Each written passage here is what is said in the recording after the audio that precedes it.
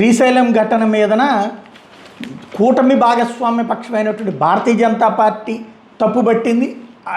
జగన్మోహన్ రెడ్డి ఏకంగా ట్విట్టర్ ద్వారా ఇటు బీజేపీ మాధవ్ రైట్ చేసుకొచ్చారు. ఆ తర్వాత విశ్వ హిందూ పరిషత్ దీన్ని ఖండించింది ఈ చర్యలు.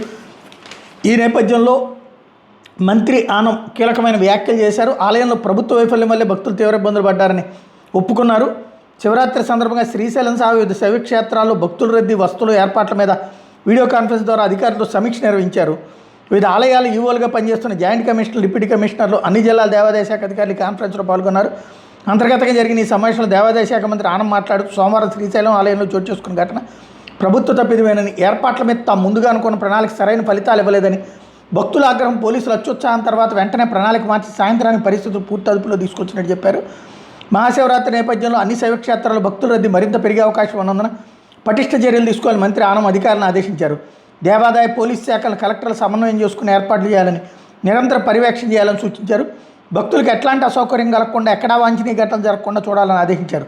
దీక్షలో మారదారులతో ఎంతో కష్టపడే ఆలయాలకు వచ్చే భక్తులు ఇబ్బంది పడేలా వ్యవహరించవద్దని స్పష్టం చేశారు అన్నటువంటి విషయాన్ని సాక్షి టచ్ చేసుకొచ్చింది.